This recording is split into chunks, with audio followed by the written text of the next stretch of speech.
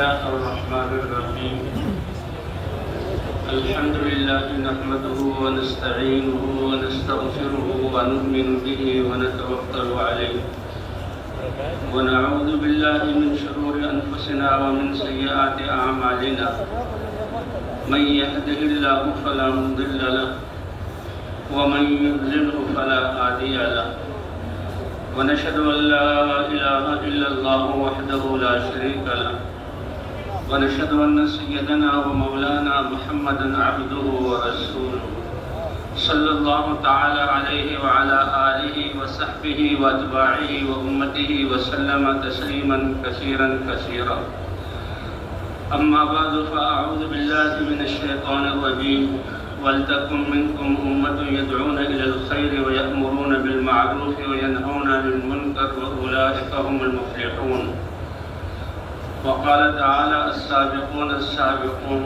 أولئك المقربون صدق الله العظيم وقال رسول الله صلى الله عليه وسلم القائلون يومئذ بالكتاب والسنة كالسابقين الأولين من المهاجرين والأنصار وقال النبي صلى الله عليه وسلم نذر الله امرأ سمع مقالتي فوعاها ثم أداها كما سمعها فرب مبلغ أوعى من سامع أو كما قال النبي صلى الله عليه وسلم.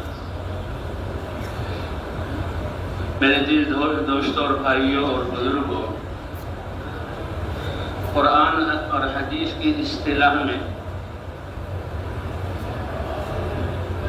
جیسے ہم کہتے ہیں پرانے لوگ، 4 مہینے لگائے ہوئے لوگ، کام کرنے والے لوگ، تو قرآن اور حدیث کی اصطلاح میں ان کو سابقون کہا گیا ہے. ایمان لانے میں سب سے آگے، خواہشات اور جذبات کو قربان کرنے میں سب سے آگے، اللہ کی طاعت اور حضور کی سنت پر عمل کرنے میں سب سے آگے، اور جان اور مال لگانے والوں میں سب سے آگے. کتنا پیارا لفظ ان کے لیے استعمال کیا گیا، السابقون، سبقت کرنے والے. ہمارا اردو کا معاملہ ہم کہتے ہیں پرانے، کہ پہلے سے لگے ہوئے، لیکن اصل اس کے لیے ہے السابقون. ہر میدان میں سبقت کرنے، ایمان لانے میں سبقت کرنے والے، مال لگانے میں سبقت کرنے والے، جان لگانے میں سبقت کرنے والے. تو السابقون جو سبقت کرنے، دنیا میں سبقت کرنے والے ہوں گے، السابقون اللہ آگے بھی ان کو قیامت میں بھی آگے رکھیں گے. اور ان کو کیا عطا فرمائیں گے؟ اولئک المقربون، اللہ اپنا قرب عطا فرمائیں گے. اللہ تعالیٰ نے ہر نبی کو ان کے زمانے میں جو مادی شکل ہوتی تھی اس کے مطابق معجزہ دیا. اور معجزہ کہتے ہیں اللہ کی قدرت کا وہ مظہر کہ ساری کائنات مل کر اس کو نہ کر سکے. معجزہ عاجز کر دینے والی. تو معجزہ دلیل ہوتا تھا، نشانی ہوتا تھا کہ یہ اللہ کے نبی ہیں اور یہ اللہ نے اپنی قدرت سے ان کی نبوت کی تصدیق کے لیے معجزہ ظاہر کیا. تو فرعون کے زمانے میں جادو کا چرچا تھا. جادو کے ذریعے لوگ ویسے کہ وہم پرست ہیں اور وہ ان کو اپنا رب اعلیٰ اور اس کی حکومت کی بنیاد جادو پر. ہزاروں جادوگر تھے. تو اللہ جادوگری کیا ہے کہ لوگوں کی نظروں کو قابو کر کے ہے کچھ اور دکھلانا کچھ اور. جی ہاں، دھوکے بازی. تو اللہ تعالیٰ نے حقیقت میں اپنی قدرت، اے موسیٰ تمہارے ہاتھ میں کیا ہے؟ تو یہ اللہ کا کلام تھا. اور موسیٰ علیہ السلام پہلے تو فرمایا اخلع نعلیک انک بالوادی المقدس طویٰ. اے موسیٰ، یہ آگ کی چنگاری نہیں کہ تم چلے آئے، یہ وادی مقدس طویٰ ہے اور اللہ تم سے بات کر رہا ہے، جوتے اتار دو، انک بالوادی المقدس طویٰ. اور کیا پوچھا؟ وما تلک بیمینک یا موسیٰ، تمہارے دائیں ہاتھ میں کیا ہے؟ تو موسیٰ علیہ السلام کو بھی جب احساس ہوا کہ اللہ بات کر رہے ہیں، ایک چھوٹے بچے سے بڑا آدمی، اسکول میں پڑھتے ہوئے عام معاشرے میں بڑا آدمی چھوٹے، تو وہ اپنی کتنی عزت سمجھتا ہے. اور یہ تو خالق کائنات حضرت موسیٰ علیہ السلام سے. تو پوچھا تمہارے دائیں ہاتھ میں کیا ہے؟ تو جواب تو تھا عصا، ڈنڈا. لیکن جواب کو لمبا کیا ہی عصایا اتوکا علیہا واحش بہا علی غنمی ولی فیہا مآرب اخرى. اے اللہ میرا ڈنڈا ہے، اس میں سہارا لیتا ہوں اور جانوروں کو ہانکتا ہوں، پتے جھاڑتا ہوں، اور بھی بہت سارے نفع ہیں. تو جس کے ہاتھ میں ڈنڈا ہو اس کے لیے سارے نفع ہیں. موسیٰ علیہ السلام کے ہاتھ میں ڈنڈا تھا، 10 سال 12 سال رہا تو یہ سارے نفع تھے. لیکن جب اس کے ساتھ اللہ کے امر پر اس کو چھوڑنا اور اللہ کے امر پر اس کو لینا جب یہ شامل ہوا تو یہ معجزہ بن گیا. اور یہ سبق ہے امت محمدیہ کے لیے. تمہاری دکانیں اللہ نے یہ اللہ کی ملکیت ہے، اللہ نے دی. تمہارے بازار، تمہارے دفتر، تمہارے یہ محکمے، تمہارے یہ کارخانے، تمہاری جائیدادیں اور یہ گھر، یہ اللہ نے دیے ہوئے. کہ موسیٰ علیہ السلام کی 12 سال کی کمائی اس ڈنڈے کے ذریعے سے. فرمایا ان کو جب حکم ہو چھوڑ دو، چھوڑنے کا حکم ہو چھوڑ دو، اور جب ان کو پکڑنے کا حکم ہو یعنی ان میں رہ کر ان کو استعمال کرنے کا حکم ہو تو استعمال کرو. اللہ وہ برکتیں ظاہر فرمائیں گے جو موسیٰ علیہ السلام کے لیے ظاہر فرمائیں. 10 سال تک وہ ڈنڈا ہی رہا اور یہی نفع تھے. لیکن القھا یا موسیٰ، اے موسیٰ ہمارے حکم سے اس کو ڈال دو. فلما القاها، جب موسیٰ علیہ السلام نے اس کو ڈالا، فاذا هي حیۃ تسعى، بڑا اژدہا اور تیز رفتار اژدہا بن گیا، دوڑنے والا. کہ جسم میں تو بہت بڑا، اب سانپ بڑا ہو تو بیچارہ وہ تب وہی دفن کی طرح ہوتا ہے، وہ ہل بھی نہیں سکتا. لیکن رفتار میں اڑنے والے سانپ کی طرح، یہ دونوں صفتیں اللہ نے جمع کر دی. اور موسیٰ علیہ السلام بشری تقاضے کے جو وجہ سے ڈرے کہ میں نے رسا ڈالا، اللہ نے سانپ بنایا. عصا نفع والا تھا، چھوڑتے ہوئے یہ نقصان والا بن گیا. لیکن اللہ دکھا رہے ہیں کہ نفع اور نقصان کا مالک کون ہے؟ تمہارے یہ سارے کارخانے اور سارے تمہارے اسباب، یہ ڈنڈا ہے. تمہیں چھوڑنے میں نقصان دکھائی دے گا، ہاں، اور اللہ کے حکم کو ماننے میں نقصان دکھائی دے گا. لیکن اللہ کے حکم کی وجہ سے اس میں لگو اور اللہ کے حکم کے اس کو چھوڑو. جب موسیٰ علیہ السلام نے ہاتھ لگائے تو فوراً وہ عصا بن گیا، اب ایک معجزہ بن گیا. اور جو فرعون کے پاس آئے، دعوت یہ ہے باطل کا توڑ. بنی اسرائیل یہ انبیاء کی اولاد تھی اور دنیاوی اعتبار سے مصر کے سارے عہدے، سارے باغات، سارے کھیت اور ساری جگہیں محلات ان کے تھے.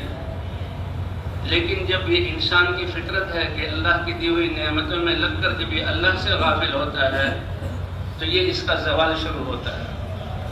اور جب نعمتوں میں اتنا لگ جائے کہ وہ بھول جائیں اللہ کو اور اللہ کے احکام نکلنے لگ جائیں.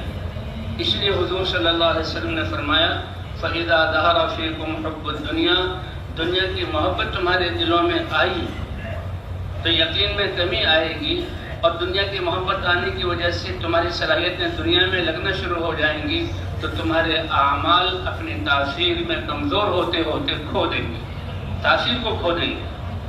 کیوں؟ اس لیے کہ اس کے پیچھے جو جان ہے اللہ کی ذات پر ایمان، اللہ کی معرفت کا نور اور اللہ کی محبت جو غالب ہو ساری محبتوں پر. اسی لیے 8 چیزیں جس میں انسان رہتا ہے، قُلْ إِنْ كَانَ آبَاؤُكُمْ وَأَبْنَاؤُكُمْ وَإِخْوَانُكُمْ وَأَزْوَاجُكُمْ وَعَشِيرَتُكُمْ وَأَمْوَالٌ اقْتَرَفْتُمُوهَا، 8 چیزیں گنائی ہیں جس میں انسان عام طور پر رہتا ہے کہ اگر ان کی محبت اللہ کی محبت سے زیادہ ہو گئی پھر اللہ کے عذاب کے کوڑے کا انتظار کرو. فَتَرَبَّصُوا حَتَّىٰ يَأْتِيَ اللَّهُ بِأَمْرِهِ. اس لیے ایمان اللہ کی محبت پیدا کرتا ہے. وَالَّذِينَ آمَنُوا أَشَدُّ حُبًّا لِلَّهِ، ایمان والے سب سے زیادہ اللہ سے محبت کرتے ہیں. اسی لیے ایمان کی دعوت سے ابتدا کی جاتی ہے اور ایمان سے پھر طلب آتی ہے. انبیاء علم لے کر آتے ہیں اور علم کے لیے طلب شرط ہے، اور طلب کے لیے کافر وہ تو مانتے ہی نہیں اللہ کو، تو ان کو ایمان کی طرف بلا کر ان کے اندر طلب اللہ کی معرفت کرائی جاتی ہے اور اللہ کی طلب ان کے اندر آتی ہے. نافرمان مسلمانوں کے اندر ایمان کو مضبوط کیا جاتا ہے، پھر اللہ کی طرف ہم عوامر کی کہ وہ اللہ جو سب کچھ کرنے والا ہے، ہمارا الہ ہے، وہ کیا چاہتا ہے. پھر دین وجود میں آتا ہے، اور جب دین کتابوں سے اور الماریوں سے نفوس اور دلوں میں آ جائے تو پھر اللہ تعالیٰ زمین کا وارث ان حق والوں کو بناتے ہیں۔ تو بہرحال موسیٰ علیہ السلام کو حکم ہوا اذهب الی فرعون، جائیے آپ فرعون کے پاس اور دعوت دیجیے۔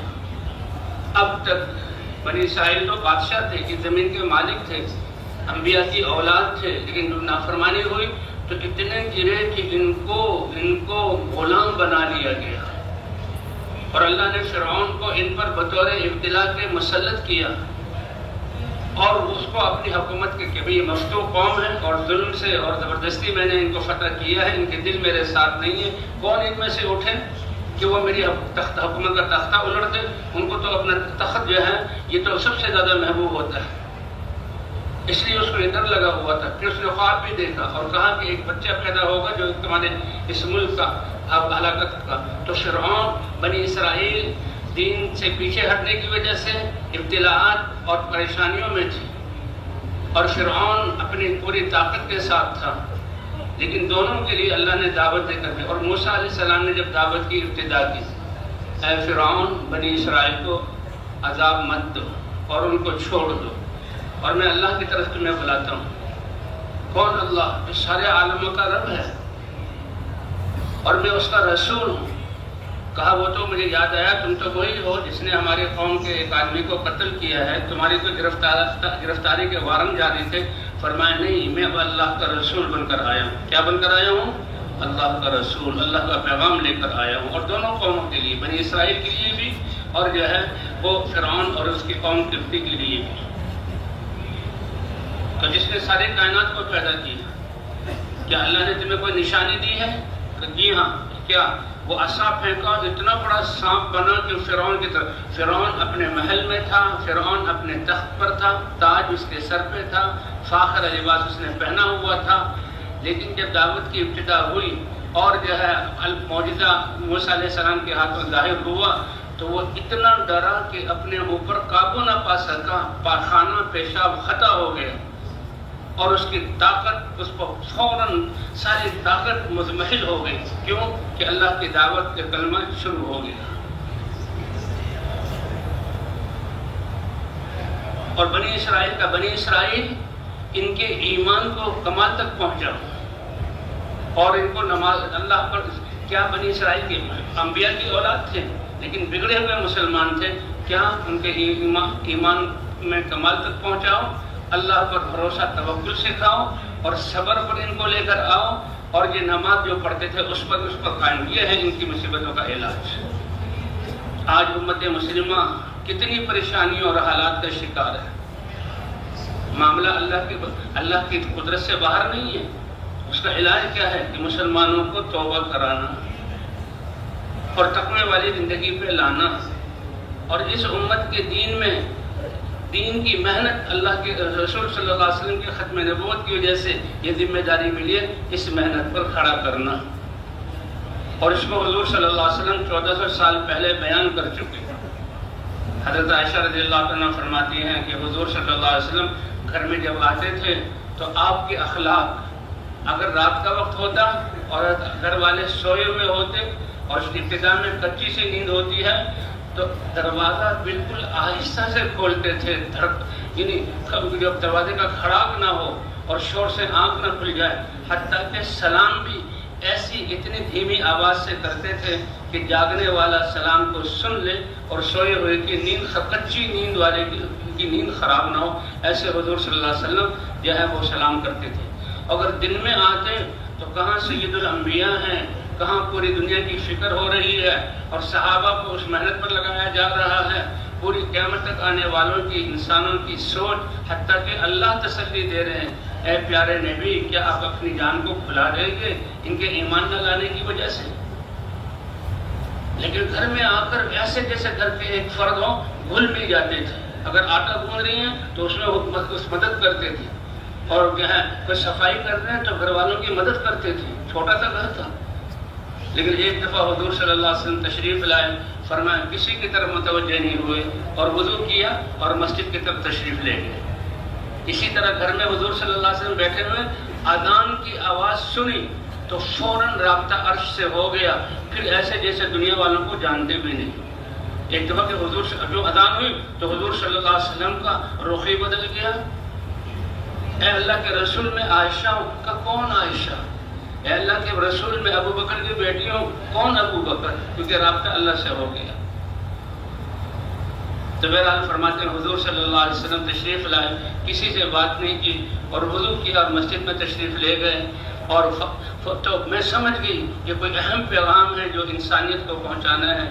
حضور صلی اللہ علیہ وسلم ممبر پر تشریف فرما ہوئے, حمد و ثنا کے بعد ارشاد فرما ایھا الناس, یہ نہیں کہا ہے میرے صحابہ, ایھا الناس کہا کہ صحابہ سے لے کر آخری امت تک پیدا ہونے والے انسان سب کو حضور صلی اللہ علیہ وسلم مخاطب کر کے کہہ رہے ہیں ایھا الناس ان اللہ سبحانہ و تعالی یقول, کہ اللہ یہ فرما رہے ہیں تم سے مروا بالمعروف ونہوا عن المنکر, کہ جس دعوت کی وجہ سے تم اولئک خیر البریہ بنے اور اللہ نے اپنی رضا کا پروانہ اتارا اور تم صحابہ بنے رضی اللہ عنہم ورضوا عنہ, اور جو تمہارے طریقے پر چلے اللہ اس کو بھی اپنی رضا عطا فرمائیں گے. تو وہ رب میں کہہ رہا مروا بالمعروف ونہوا عن المنکر, اس دعوت والے کام کو جس کے تم یہاں تک پہنچے اس کو تم کرتے رہو. قبل ان تدعوا فلا اجیب لکم, قبل اس کے کہ تم مجھ سے دعا مانگو اور اللہ کہہ رہے میں تمہاری دعا قبول نہ کروں, اور تم مجھ سے سوال کرو میں تمہارا سوال پورا نہ کروں. وتستنصرونی, اور تم مجھ سے مدد چاہو میں تمہاری مدد نہ کروں. 1400 سال پہلے حضور صلی اللہ علیہ وسلم اپنی امت کو یہ بتلا گئے, راز بتلا گئے. بہرحال فرعون کے پاس, اے فرعون بنی اسرائیل کو عذاب مت دو, اور میں اللہ کا رسول, کیا معجزہ دیا ہے کہ یہ معجزہ عصا پھینکا اور سانپ بنا. تو دعوت شروع ہوئی, دعوت کے شروع ہوتے ہی فرعون کی ساری سرکشی اور اس کی بغاوت اور اس کا تکبر بالکل کافور ہو گیا, اور طاقت کو اللہ نے اس کو مضمحل کر دیا, اور بنی اسرائیل کو دعوت دی تو ان کا انحطاط رک گیا اور ان کی ترقی شروع ہو گئی. تو بہرحال بات ہو رہی تھی کہ وہ عصا جو جادوگروں کا مسئلہ تھا, اور وہ جادو عام تھا, جادو کے ذریعے لوگوں کو قابو کیا ہوا تھا. تو موسیٰ علیہ السلام نے جو عصا پھینکا کہنے لگے جادوگر, تو جادوگروں کو بلایا گیا. ایک روایت کے مطابق 70,000 جادوگر جمع ہوتے, روایت ہے 70,000 جادوگر. بڑا میدان تھا, بڑا میدان, اور ہر جادوگر کے ہاتھ میں ایک رسی تھی جس کو بٹا ہوا تھا, اور کچھ اس پر ایسے چمکدار چیز بھی لگائی ہوئی تھی کہ بٹی ہوئی چیز کو چھوڑو تو تھوڑی دیر کے لیے وہ مڑتی ہے اور کھلتی ہے اور آگے کی طرف حرکت کرتی ہے. اور ایک عصا تھا, چکنی چھڑی اور ڈنڈا, اس پر بھی کچھ جو ہے ملا ہوا تھا کہ جو ہے سورج کی کرنوں کی جیسے وہ حرکت دیتے ہوئے نظر آئے. اور ایک 70,000 تھے وہ. اور جب وہ میدان میں آئے تو فرعون سے کہا کہ اگر ہم غلبہ پا گئے اور موسیٰ علیہ السلام کو ہم نے زیر کر دیا تو ہمیں کیا ملے گا؟ تو اس نے کوئی جائیدادیں اور وزارتیں اور زمین کے ٹکڑے دینے کا وعدہ نہیں کیا. فَإِنَّكُمْ إِذًا لَمِنَ الْمُقَرَّبِينَ, میں تمہیں اپنا مقرب بنا لوں گا. تو یہ بہت بڑا عہدہ تھا ان کے لیے, اور وہ خوشی سے اتر آئے میدان میں. لیکن موسیٰ علیہ السلام کے پاس تو حق تھا, اور ان کے پاس تو یہ تصویر اور جو ہے کیا کہتے ہیں ذہن کو, خیالات کو قابو کر کے غلط چیز بتلانا. تو پہلے انہوں نے 70,000 تھے, تو ہر ایک نے اپنی رسی بھی پھینکی اور اپنا ڈنڈا بھی پھینکا. 1,24,000 سانپ اس میدان میں رینگتے ہوئے نظر آئے, اور لوگ دیکھ رہے ہیں. اللہ نے فرمایا اے موسیٰ اپنا عصا پھینکو. عصا پھینکا, اللہ کا امر پلک جھپکنے سے بھی کم وقت میں ہو جاتا ہے. لوگوں نے آنکھ جھپک کے کھولی تو دیکھا وہ سانپ جو ہے جو موسیٰ علیہ السلام نے عصا پھینکا تھا, اس سانپ نے سارے عصا کو ہڑپ کر کے ختم کر دیا, میدان صاف. جادوگر سمجھ گئے کہ ہمارا تو یہ جو ہے یہ دھوکہ بازی اور یہ جو ہے نظر بندی کا معاملہ تھا اور لوگوں کو دھوکہ دینا تھا, اور یہ حقیقت میں سانپ. تو فوراً ایک دم انہوں نے کہا آمنا برب موسیٰ و ہارون, ہم تو موسیٰ علیہ السلام اور ہارون علیہ السلام کے رب پر ایمان لے آئے. سب کے سب ایمان, پورے سب کے سب مسلمان ہو گئے. تو عرض کرنا یہ تھا کہ مقرب بادشاہت کا تقرب یہ بہت بڑا انعام ہے، اور اللہ تعالیٰ کتنے مہربان ہیں. فرمائے یہ پرانے یعنی ایمان کے لانے میں، اطاعت کے کرنے میں، جان مال کو لگانے میں اور قربانی کرنے میں، یہ ہے قرآنوں کا تعارف. یہ کیا ہوگا؟ السابقون السابقون.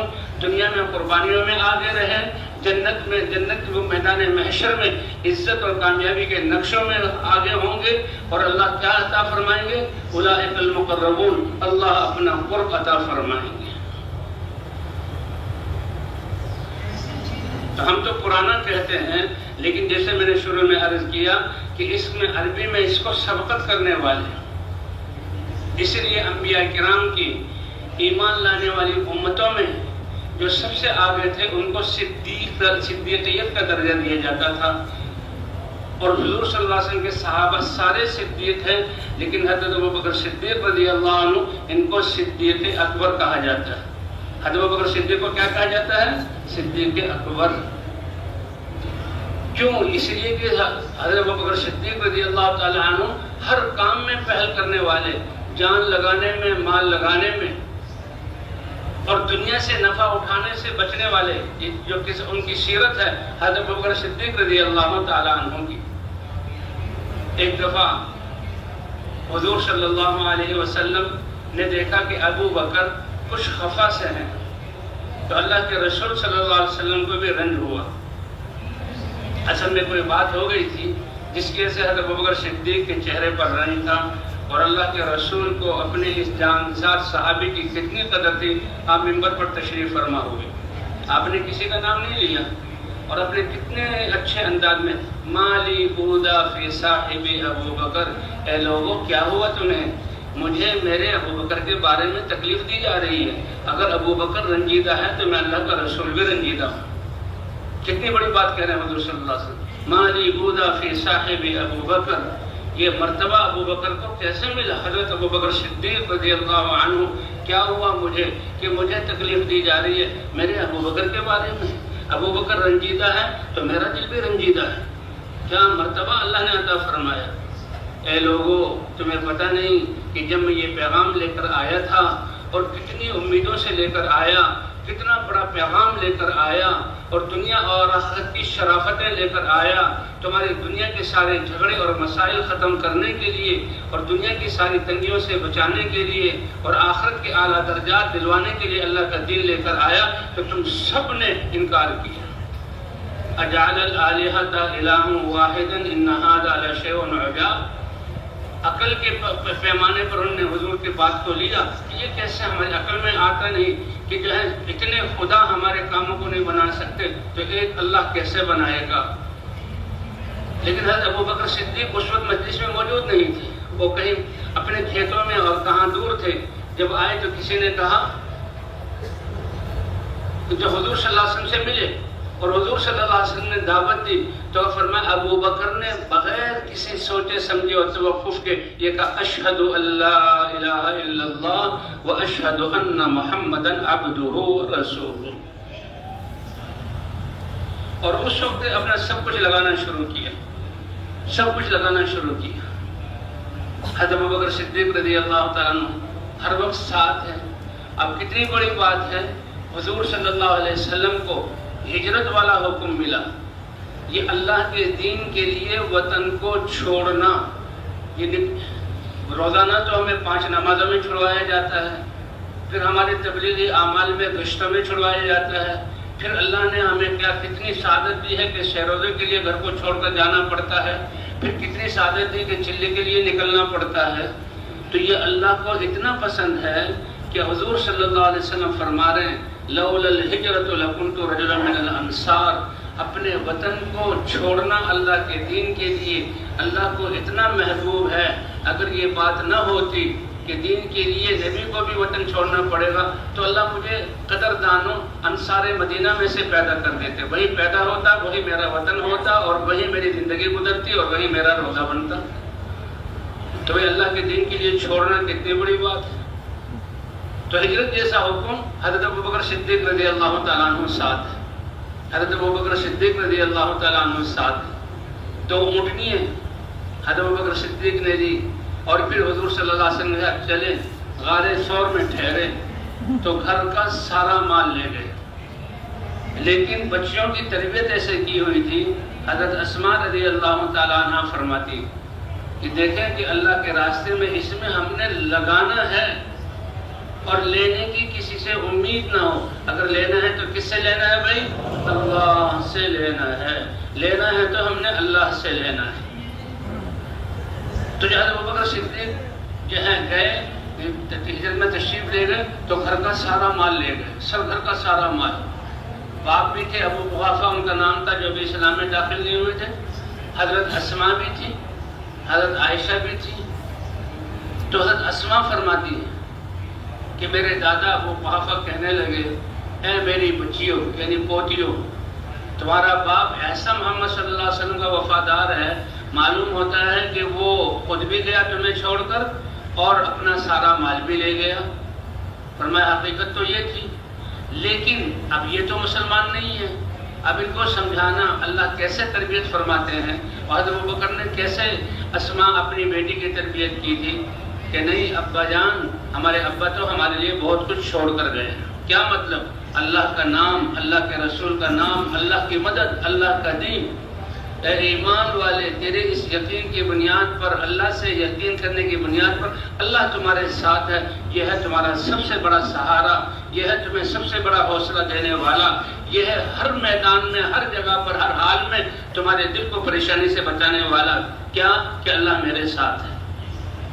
انا عند ظن عبدی بھی کتنی بڑی بات ہے۔ اللہ فرماتے ہیں کہ میرا بندہ جیسے میرے ساتھ گمان کرے گا، جب وہ مجھ پر یقین رکھے گا میں کرنے والا ہوں، تو میں اپنی قدرت سے سب کچھ اس کے لیے کر دوں گا۔ اب وہ کیا کہتے ہیں کہ کچھ نہیں تھا، تو میں جلدی سے دوڑ کر گلی میں گئی اور وہاں سے کنکریاں اٹھائیں، اور جس طاقتے میں میرے والد یہ سونے اور چاندی کے سکے، کیونکہ دو ہی سکے چلتے تھے، ایک کو درہم کہا جاتا ہے جو چاندی سے بنا ہوتا تھا، اور ایک کو دینار کہا جاتا ہے جس کو اردو میں اشرفی کہتے ہیں، یہ سونے سے بنا ہوئے ہوتے تھے۔ اور اس زمانے میں کہاں ایسے چھاپے ہوتے تھے، کوئی نہ کوئی شکل ہوتی تھی۔ کہ میں نے کنکریاں اس آلے میں ڈالی اور موٹا کپڑا اس کے اوپر ڈال دیا، اور دادا جان کو نظر نہیں آتا تھا، میں نے ان کا ہاتھ کپڑے کے اوپر سے یوں گھماتے ہوئے پھرایا تو ان کو وہ چیزیں رڑکی، اور وہ سمجھے کہ یہ درہم و دنانیر ہیں، حالانکہ وہ ٹھیکریاں تھیں، اور وہ خاموش ہو گئے۔ تو کیسے بچی کو سمجھ کہ دادا کو خوش کرنا ہے۔ تو گھر والوں کی ایسی تربیت کہ ہمارے اللہ کے راستے میں نکلنے پر ان کو کہ ان کے ہوتے ہوئے وہ اللہ کی مددیں نہیں تھی، جب وہ اللہ کے راستے میں چلے جائیں گے تو ہماری حفاظت کرنے والی ذات کون سی ہے؟ ہمارے سارے کام بنانے والی ذات کون سی ذات ہے؟ اور ہمارے بچوں کو سنبھالنے والی ذات کون سی ہے؟ جیسے حضرت حاجر علیہ السلام نے کہا تھا اللہ کے امر پر چھوڑ کر، پہلے تو سوالات کیے یہ کیا، کہاں چھوڑ رہے ہو، کیوں چھوڑ رہے ہو، کیا وجہ ہے، لیکن جواب نہیں دے رہے۔ فوراً سمجھ گئی اللہ کے خلیل ہے اور اللہ کے منشا اور امر کے بغیر کوئی چیز نہیں کرتے۔ پوچھا اللہ امرک بہذا، کیا اللہ نے آپ کو اس کا حکم دیا؟ سر سے اشارہ کیا اور زبان سے نعم کہا۔ کیا ایمان تھا؟ کب پھر جائیے اذن لا یضیعن اللہ، پھر اللہ ہمیں ضائع نہیں کرے گا۔ اے میری بندی، تو نے اپنے رب میں، اللہ فرمائے مجھ پر ایمان کی بنیاد پر یہ کیا تو اللہ نے پھر کیا کیا ان کے لیے جو ہے ظاہر کیا۔ لیکن یہ حج وہاں کی بلڈنگوں اور وہاں کی چیزوں کو دیکھنے نہیں جاتے، بلکہ حج تو اللہ بلاتے ہیں۔ اللہ کتنا یعنی ان کی قربانی یہ پسند آئی کہ جس پر حج فرض ہو جائے وہ آئے، تو وہ جا کر وہاں کی بلڈنگیں دیکھنے کے لیے نہیں، وہاں کے زمینیں دیکھنے کے لیے نہیں، وہاں کی بنیادیں کس طرح ایک عورت نے اور ایک بچے نے اور ابراہیم علیہ السلام نے قربانی دی، اور ان کے بنائے ہوئے گھر کا طواف، اور ان حضرت حاجر علیہ السلام کے طریقے پر جو ہے صفا اور مروہ کے درمیان سعی، اور اسی طرح جو ہے آب زمزم، اور یہ سارا یہ ان کی یعنی جو ادائیں تھی، اللہ نے اس کو اس امت کے حج کا رکن بنا دیا۔ تو بہرحال تو کہتے ہیں والد صاحب خاموش ہو گئے تو سارا مال لے گئے، کچھ بھی نہیں چھوڑا۔ تو یہ قربانی کرنے والے، اور پھر غزوہ تبوک کے موقع پر حضور صلی اللہ علیہ وسلم نے، کہتے ہیں حضور صلی اللہ علیہ وسلم کیونکہ کافر جو ہے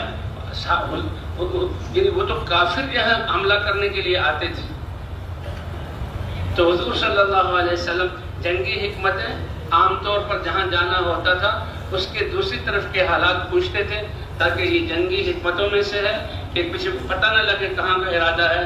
لیکن تبوک کا موقع ایسا سخت تھا کہ صحابہ کرام کے لیے ظاہر کر دیا کہ دیکھو تبوک جانا ہے، اس کی تیاری کرو. اور حضور صلی اللہ علیہ وسلم نے صحابہ کرام کو ترغیب دی. اب یہ حضرات آخرت والے تھے کہ حضور صلی اللہ علیہ وسلم نے صحابہ کرام کا رخ آخرت کی طرف موڑا تھا اور ان کی صلاحیتوں کا میدان دعوت والا میدان دیا تھا جس سے سارے انسانوں کی آخرت بنے اور موت اور میدان محشر کے مراحل آسان ہوں اور دنیا میں بھی اللہ عزت دے دے. وہاں ان کی صلاحیتیں لگوائی تھی. تو اس لیے صحابہ آپس میں ایک دوسرے میں تنافس کہ میں کیسے دوسرے سے آگے بڑھ جاؤں. تو حضرت عمر اور حضرت ابو بکر ان دونوں میں آپس میں، حضرت عمر یہ چاہتے تھے کہ کوئی موقع ایسا آ جائے کہ میں ابو بکر سے آگے بڑھ جاؤں. ابو بکر آگے ہیں اور یہ اللہ کی طرف سے ہے، لیکن کوئی موقع تو ایسا ہو لیکن جس میدان میں بھی اترتے ابو بکر آگے ہوتے تھے. ایک دفعہ حضور صلی اللہ علیہ وسلم نے پوچھا بھائی تم میں سے کون ہے جس نے روزہ رکھا ہوا ہے؟ ابو بکر نے کہا یا رسول اللہ میں نے روزہ رکھا ہوا ہے. عمر کہنے لگے بھائی مجھے بھی روزہ رکھنا، زیادہ روزے رکھنے چاہیے. حضور کبھی پوچھے تو میں بھی کہہ دوں میں نے بھی روزہ رکھا ہوا ہے. تم میں سے کون ہے جس نے جو ہے مریض کی عیادت کی ہے؟ ابو بکر نے کہا یا رسول اللہ میں نے مریض کی عیادت بھی کی ہے. ابو بکر عمر کہنے لگے اچھا یہ بھی ہمارا ایک عمل، گھر سے نکلتے ہوئے کوئی مریض ہو اس کی عیادت کریں. کون ہے جس نے غلام کو آزاد کیا ہے؟ حضرت ابو بکر نے فرمایا کہ میں نے غلام کو آزاد کیا ہے. کون ہے جو جنازے کے پیچھے چلا؟ ابو بکر نے فرمایا کہ میں نے جنازے کے پیچھے چلا. حضرت عمر کہہ رہے ہیں آئندہ میں یہ اعمال کروں گا. تو حضور نے فرمایا کہ جس نے یہ 4 اعمال ایک دن میں کر لیے تو اللہ اس کے سارے گناہوں کو معاف فرما دیں گے. تو تبوک کے موقع پر حضور صلی اللہ علیہ وسلم نے جب مال خرچ کرنے کی ترغیب دی تو حضرت ابو بکر صدیق ایک چھوٹی سی پوٹلی لے کر آئے اور حضرت عمر رضی اللہ تعالیٰ فرماتے ہیں میرے گھر میں اسباب اور چیزیں زیادہ تھی اور جہاں ڈھیر بن گیا تو میں نے اس کو آدھا آدھا کیا اور آدھے کو ایک گٹھڑے میں باندھ کر سر پر رکھا اور چل پڑا. اب چل کر جب حضور کی طرف جہاں حضور ہیں مسجد نبوی ہے وہاں جب جا رہے ہیں تو حضرت عمر نے دیکھا ابو بکر کو چھوٹی سی پوٹلی لیے جا رہے ہیں اور حضرت عمر کے پاس آدھا ایک گٹھڑ ہے جو سر پر رکھا ہوا ہے. حضرت عمر رضی اللہ تعالیٰ عنہ خوش ہوئے دل میں کہ حضور ابو بکر کا سامان دیکھیں گے اور حضور میرا سامان دیکھیں گے. آج تو میرے لیے فیصلہ ہوگا. اے ابو عمر آج تم زیادہ لائے، تم بڑھ گئے. لیکن یہ تو اللہ تعالیٰ نے حضرت ابو بکر کے حضور سے عشق اور محبت اور اس میں سب کچھ لگانا، ابو بکر سے آگے ہونا یہ لکھا ہوا تھا. اور جو ہی حضرت ابو بکر آگے پہنچے اور حضور کے سامنے آئے تو حضور نے یہ نہیں فرمایا اے ابو بکر یہ کتنا ہے جو لائے ہو، کیا ہے یہ بتاؤ. حضور صلی اللہ علیہ وسلم نے پوچھا اے ابو بکر گھر میں کیا چھوڑ کر آئے ہو، گھر میں کیا چھوڑ. اس بات کو سنتے ہی ابو بکر سمجھ گئے، عمر سمجھ گئے عمر تم ابو بکر سے بڑھ نہیں سکتے. ہاں یہ بات تھی کہ ابو بکر تھوڑا سا لایا ہے، نہیں وہ پونجی اس کی اتنی تھی وہ سب کچھ لے آیا کیونکہ پتا تھا کہ میرے پاس اسباب زیادہ ہے اور میں آدھا سامان لایا ہوں اور جو آدھا سامان زیادہ ہے اسی کی بنیاد پر چاہتے تھے کہ آج کا میدان میں مار لوں. لیکن ابو بکر تو سب کچھ لے آئے. تو حضرت ابو بکر کا جواب کیا تھا اے اللہ کے رسول ایک اللہ کا نام چھوڑا ہے اور دوسرا اللہ کے رسول کا نام گھر پہ چھوڑا ہے، باقی سب کچھ لے آیا ہوں. یہ ہے پرانا، یہ ہے السابقون لگانے والے. یہ جو لگا رہے ہیں ہم اپنے ہی فائدہ کر رہے ہیں. یا رسول اللہ موت سے ڈر لگتا ہے. فرمایا تم نے جو گھر میں مال جمع کیا ہوا نا جمع کر کے یہ تمہارا پیچھے ہے تو اس لیے تم جو ہے موت کو ناپسند کرتے ہو. اس کو آگے بھیج دو، اللہ کی راہ میں دین پر خرچ کر دو. جب اللہ کے ہاں جمع ہو جائے گا تو تمہارا دل چاہے گا کہ میں اپنے ساز و سامان کے پاس پہنچ جاؤں. جو آگے بھیج دیا وہ ہے تمہارا. جو کھا لیا چلو وہ بھی نفع میں رہے، اس کا حساب دینا پڑے گا، جو تم نے کمائے چھوڑ گئے یہ تو دوسرے لوگوں کا ہے، یہ تو دوسرے لوگوں کا ہے۔ تو پھر اب عمر آئے، اے عمر تم نے جو ہے کتنا چھوڑا گھر میں؟ اے اللہ کے رسول میں نے مال جمع کیا اور بہت زیادہ پایا، میں نے پھر اس کے 2 حصے کیے، آدھا لے آیا ہوں اور آدھا جو ہے چھوڑ آیا ہوں۔ فرمایا ما بین درجتیکما کما بین کلمتیکما، تمہارے دونوں کے آخرت میں درجوں میں اتنا ہی فرق ہوگا جتنا تمہاری آج باتوں میں فرق ہے۔ کیا ابو بکر نے پورا لگایا، اللہ پورا دیں گے، اور جس نے آدھا لگایا اللہ اس کو آدھا دیں گے۔ تو لگانے کے زمانے میں تو حضرت ابو بکر صدیق رضی اللہ تعالیٰ نے سب کچھ لگا دیا، اور حضور صلی اللہ علیہ وسلم کے انتقال پر جیسے حضور صلی اللہ علیہ وسلم کی آمد پر کتنے معجزات اور کتنے اللہ کی قدرت کے مظاہر ظاہر ہوئے۔ حضور کا آنا کوئی معمولی بات نہیں۔ مجوسیوں اور فارسیوں کا آتش کدہ 1000 سال سے بجھنے نہیں دے رہے تھے، ایندھن تھا لیکن وہ بجھ گیا۔ اور بادشاہوں کے یہ ایوانوں میں زلزلہ آ گیا اور ان کے کنگرے گر گئے اور کوئی سمندر وہ خشک ہو گیا، اور ایک ہلچل مل گئی حضور صلی اللہ علیہ وسلم کی آمد، کرامات اور خیروں کا۔ تو اس طرح حضور صلی اللہ علیہ وسلم کا دنیا سے پردہ فرمانا ارتداد کی اندھیریوں اور پریشانیوں اور حالات کے آنے کا یہ وقت تھا، لیکن قربان جائیں ابو بکر پر حضرت ابو بکر صدیق رضی اللہ تعالیٰ عنہ نے امت کو سنبھالا۔ حضرت ابو بکر صدیق رضی اللہ عنہ کو خلیفہ رسول بنایا گیا۔ امیر المومنین تو حضرت عمر سے شروع ہوا، حضرت ابو بکر صدیق رضی اللہ تعالیٰ کہا جاتا تھا خلیفۃ رسول اللہ، کہ حضور صلی اللہ علیہ وسلم کے ہوتے ہوئے آپ نے مسجد نبوی میں نماز پڑھائی اور حضور نے آپ کے پیچھے، ابو بکر پیچھے ہٹنے لگے، ابو بکر وہیں رہو، اشارہ کر دیا نماز پڑھاؤ۔ تو جو خلیفہ رسول کہ آپ امت کی ذمہ داری وہ آپ پر ہے۔ کہتے ہیں حضرات خلفائے راشدین، ان کی جو 4 ادوار ہیں قیامت تک آنے والے امت پر حالات کے لیے سبق ان حضرات کی زندگیوں میں موجود ہے۔ یہ ایسے ہی نہیں ہے، یہ کوئی قصے کہانی نہیں، اللہ کا نظام ہے۔ کہتا ابو بکر صدیق رضی اللہ تعالیٰ عنہ کا دور کہ دین کی بنی ہوئی عمارت جو حضور بنا کر گئے تھے، آپ کے تشریف لے جانے پر وہ دھڑام سے زمین بوس ہو گئی۔ سب علاقوں کے لوگ، کوئی کم کوئی زیادہ، ارتداد کی طرف 3 جگہ کے علاوہ نمازوں اور زکوٰۃ کا انکار کر دیا۔ تو ابو بکر کا زمانہ کہ جیسے حضور نے بالکل ابتدا سے اس عمارت کی ابتدا سے کام شروع کیا، اس عمارت کو کھڑا کیا اور حضور کے انتقال پر دھڑام سے گری۔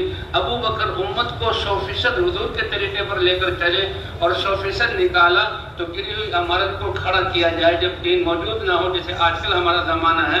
تو اس وقت نفیر عام ابو بکر رضی اللہ تعالیٰ عنہ کے جو نظام ہے کہ امت کو نکالنا پڑے گا، دعوت پر کھڑا کرنا پڑے گا، یہ حضرت ابو بکر کا زمانہ ہے اور ان کی زندگی سے یہ حالات ملتے ہیں۔ اسی لیے آج کہا جائے نکلو اللہ کے راستے میں۔ جو وہ نکلنے کے لیے کہا جا رہا ہے کہ نہیں کہا جا رہا؟ چند لوگ ہی نکلے یا ہر کلمہ وہ نکلے؟ یہ اور جب عمارت پھر اس حد تک پہنچ گئی اس کو پھیلانے کے لیے، پر حضرت عمر رضی اللہ تعالیٰ کا زمانہ ہے، حضرت عمر رضی اللہ تعالیٰ کا زمانہ ہے۔ خواب دیکھا کہ حضرت عمر رضی اللہ تعالیٰ نے ایک لباس پہنا ہوا ہے اور لباس وہ دنیا میں پھیلا ہوا ہے، اس کی تعبیر پوچھی گئی، فرمایا اے عمر تیری وجہ سے اللہ دین اسلام کو دنیا میں پھیلا دیں گے۔ 2/3 دنیا میں دین اسلام پہنچا کہ دین پورا موجود ہو، اس کو پھیلانے کے لیے پھر حضرت عمر رضی اللہ تعالیٰ کی ترتیب چلے گی۔ حضرت عثمان رضی اللہ تعالیٰ کا زمانہ اس میں امت کے لیے کہ جب آپس کا اختلاف شروع ہو جائے تو پھر امت کیسے کام کرے، کیسے حضرت عثمان رضی اللہ تعالیٰ نے قربانی دی، اور جب آپس کی جنگیں ہوں تو پھر حضرت علی رضی اللہ کا زمانہ ہے کیسے انہوں نے کیا۔ تو بہرحال صحابہ کرام کے زمانہ یہ ہے امت کے لیے سبق ہے کہ ہم نے کیا کرنا ہے۔ تو بہرحال حضرت ابو بکر صدیق رضی اللہ تعالیٰ عنہ ان کو خلیفہ رسول بنایا گیا، تو وہ میرے گھر کا خرچہ کسی پر بوجھ نہیں بننا اور اب تک خرچ کرتے رہے۔ یہ میں کہوں سابقون اور پرانا، یہ کیا یعنی اصل کیا چیز ہے، بنیاد کیا ہے؟ اللہ ہمیں صحابہ کرام کی اتباع کی توفیق عطا فرما دے۔ تو چادریں لے کر نکل پڑے، اے ابو بکر کہاں جا رہے ہیں؟ بھائی میرے بچے ہیں، ان کے لیے معاش ہے، کسی پر بوجھ تو بننا نہیں۔ اور ابو بکر کی کیا شان تھی مکہ مکرمہ میں، کتنے مالدار تھے، کتنی آسانی والی زندگی تھی۔ تو بچوں کے لیے کہا نہیں، اب تو آپ پر پوری انسانیت اور پوری امت کی ذمہ داری، آپ کو کہاں فرصت کہ آپ اس کام میں لگ سکیں؟ اس لیے چند لوگ تو ایسے ہوں کہ جو پورا اپنے آپ کو فارغ کر دیں، پورا اپنے آپ کو فارغ کریں، اور بھائی جو ان کی جتنا مشابہ ہوتا چلا جائے، جتنا خیر ہے اتنی ہی زیادہ پھیلے گی۔ دیر تو ہماری طرف سے، اللہ کی طرف سے دیر تھوڑی ہے، اللہ کی طرف سے خیر، اللہ ہمیں قربانیوں میں آگے بڑھنے والا بنا دے، کیونکہ یہ مجمع ہے سابقون کا، یہ مجمع ہے پہلے لگنے والوں کا، اور ہم سے مطالبہ ہے قربانیوں میں جذبات کو قربان کرنا، ضروریات کو قربان کرنا، خواہشات کو قربان کرنا، اور قربانی کے میدانوں میں آگے بڑھنا، کہ جب آگے بڑھیں گے تو پیچھے والوں کے لیے راستہ خالی ہوگا، اور وہ ان کی زندگی کو دیکھ کر ان کے پیچھے چلیں گے، اور اللہ تعالیٰ قیامت میں ان کو سابقین میں سے بنائیں گے۔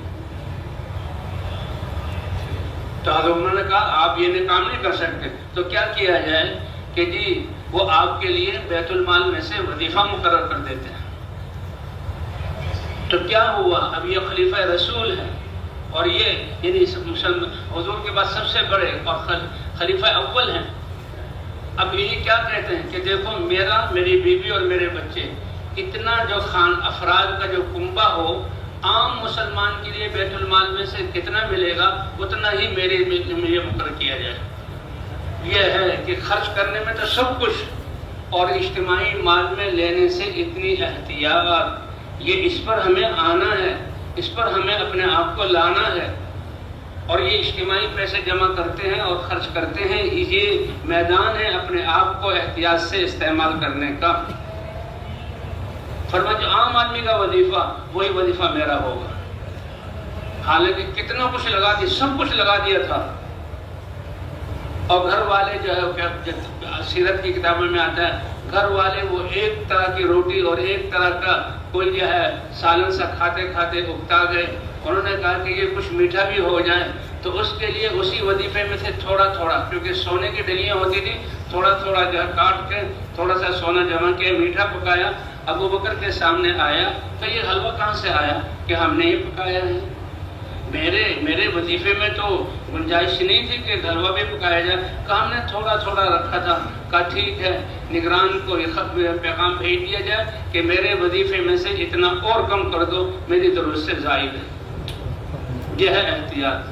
ان کی قربانی پر اللہ تعالیٰ اس طرح ہدایت کی، کیونکہ جو کفر ٹوٹا ہے اس صحابہ کرام کی قربانی اور تقوی اور فقر و فاقے کی وجہ سے اللہ نے کفر کو توڑا۔ صحابہ کی تعداد ہی کچھ نہیں تھی، ہتھیار ہی کچھ نہیں تھے۔ حضرت عمر، حضرت ابو بکر، ان کے فقر و فاقے اور مجاہدے سے یہ باطل ٹوٹا ہے۔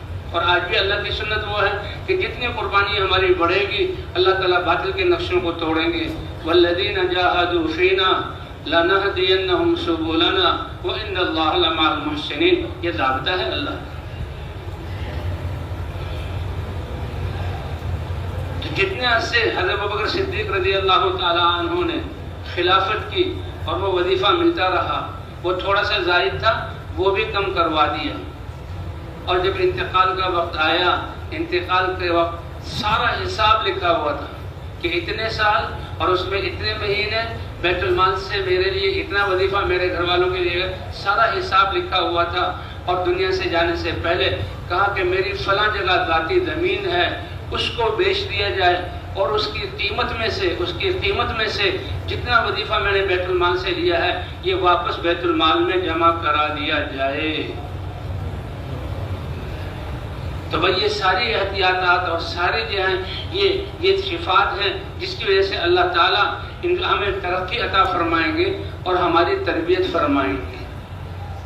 کہ خرچ کرنے میں تو سب کچھ لگا دیا، اور جاتے ہوئے جو ہے اس کو بھی کہ جتنا جو ہے میں نے جو بیت المال سے لیا اس کو جمع کروا دیا جائے۔ یہ ہے حضرت ابوبکر صدیق رضی اللہ تعالی عنہ کہ ایسے جان لگانے میں سب سے آگے۔ یہ السابقون السابقون اولئک المقربون۔ تو حضرت ابوبکر صدیق رضی اللہ تعالی عنہ، اسی طرح حضرت ایک دفعہ ابو بکر کا واقعہ بھی آتا ہے اور حضرت عمر کا، دو واقعہ ہے تو صحابہ میں لکھے ہیں کہ مسلمانوں کا کام کر رہے ہیں اور کام کرتے ہوئے گرمی لگی، گرمی کا زمانہ تھا، پیاس لگی، پانی منگایا تو لانے والا ہمدرد اس نے کہا بھائی پانی تو دیں گے، اس میں شہد ملا کے دے دو، اس میں ذرا نشاط سا آ جائے گا، ذرا قوت سے آ جائے گی۔ پانی ہاتھ میں لیا، دونوں کا الگ الگ قصہ ہے۔ ہاتھ میں لیتے ہی شہد کی مہک ان کو پہنچی ناک کو، سمجھ کے اس میں شہد ملایا ہوا، ہاتھ آگے نہ بڑھا بلکہ ہاتھ رک گیا اور ہاتھ میں کپ کپی اور آنکھوں میں آنسو اور رونا شروع کر دیا۔ لانے والے نے سمجھا ہم سے کیا غلطی ہو گئی، کیا تم سے کوئی غلطی نہیں ہوئی، کہ کیوں رو رہے ہو؟ اس لیے رو رہے ہیں کہ پیاس تو امت کا کام کر رہے ہیں، 24 گھنٹے اس میں لگا رہے ہیں، کتنی قربانیاں دے رہے ہیں، گھر والے کتنے فقر و فاقے برداشت کر رہے ہیں، لیکن کوئی احسان جتلانا نہیں، بلکہ اللہ کے احسان مند ہے کہ اللہ ہم سے کام لے رہے ہیں۔ فرمایا کہ میں نے پانی مانگا تھا پیاس کی وجہ سے، پیاس صرف سادے پانی سے بجھ سکتی تھی، اس میں شہد ملا دیا، کہیں اللہ تعالیٰ یہ نہ کہہ دیں کہ تم نے شہد کا مزہ دنیا میں لے لیا اور آخرت میں اس کا اتنا اجر تمہارا کم کر دیا گیا۔ تو بھائیو، یہ بہت بڑا اعزاز ہے اور بہت بڑا یہ اللہ کی طرف سے یہ انعام ہے کہ ہمیں کیا کہ یہ 4 مہینے والے اور یہ پرانے لوگ ہیں، اور اس پرانا ہونے کا مطلب کیا ہے کہ السابقون، قربانیوں میں اور صفات میں آگے بڑھنے والے اور اپنا سب کچھ لگانے والے، اور جو ہے یعنی کیا کہتے ہیں جو اجتماعی مال جو چیزیں ہیں اس میں اتنی احتیاط کرنے والے۔ اللہ ہمیں ان سب کی توفیق عطا فرما دے اور یہ تقوی عطا فرما دے۔ یہ تو اللہ لگانے پر دیتے ہیں، اسی لیے صحابہ کرام کے بارے میں اولئک ہم خیر البریہ، کہ ایمان اور اعمال والے ہیں اور اللہ نے ان کو اپنی رضا عطا کی۔ یہ کتنا بڑا لقب اللہ نے قرآن پاک میں، اولئک ہم خیر البریہ، ساری مخلوقات میں سب سے بہتر یہ ایمان اور اعمال والے جنہوں نے اللہ کی رضا کو حاصل کر لی، اور جو خواہشات پر چلنے والے اور اپنی جو ضروریات کو پورا کرنے والے، کفر والے، نافرمان، اولئک شر البریہ، اللہ نے فرمایا مخلوقات میں سے سب سے برے لوگ ہیں۔ کہاں اللہ نے انسان بنایا تھا، اشرف المخلوقات بنایا تھا، اور کہاں اللہ نے میدان دیا تھا اپنی صلاحیتوں کو اللہ کے دین کے لیے لگانے کا، لیکن خواہشات پر لگایا۔ اس لیے کہتے ہیں کہ اس کا پہلا قدم من چاہی سے اپنے آپ کو نکال کر رب چاہی زندگی پر لانا، یہ پہلا قدم ہے۔ لا یؤمن احدکم حتی یکون ہواہ تبعا لما جئت بہ، اللہ کے رسول فرما رہے ہیں تم میں سے کوئی کمال ایمان کو پہنچ نہیں سکتا، ایمان والے تو ہوں لیکن کمال ایمان کو پہنچ نہیں سکتے جبکہ اس کی ساری خواہشات اس دین کے تابع نہ ہو جائیں جس کو میں لے کر آیا ہوں۔ تو بھائی اس لیے اللہ تعالیٰ ہمارے اس پرانا اور سابق ہونے کو اللہ حقیقی طور پر ہمیں جو ہے سابقین میں سے بنا دے۔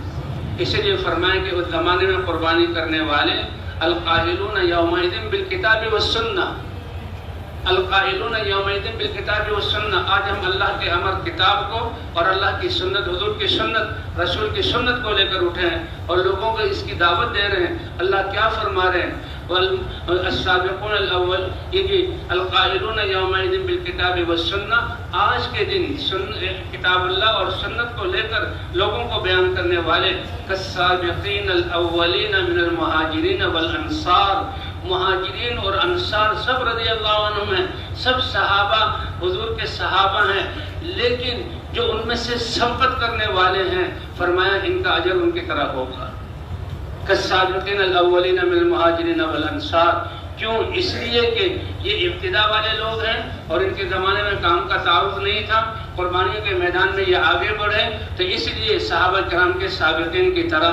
تو اللہ تعالی ہمیں جذبات کو قربان کرنے میں، ضروریات کو قربان کرنے میں اور اپنی خواہشات کو قربان کرنے میں اور ہر تقاضے میں اپنے آپ کو سب کچھ لے کر پیش کرنے میں اللہ تعالی ہمیں آگے آگے رکھے اور موت تک اللہ ہمیں اس کام میں لگائے رکھے۔ تو بھائی تیار ہیں اس کے لیے انشاءاللہ؟ اللہ اکبر، کتنا بڑا مرتبہ۔ وہی پھر آخری بات کہ السابقون، دنیا میں قربانیوں میں آگے، تو السابقون قیامت میں جنت کی صفوں میں آگے، اور یہ آگے ہونا تو بہت بڑا اعزاز ہے، لیکن اس سے اگلی بات اولئک المقربون، اللہ اپنا قرب عطا فرمائیں گے، اللہ اپنا قرب عطا فرمائیں گے۔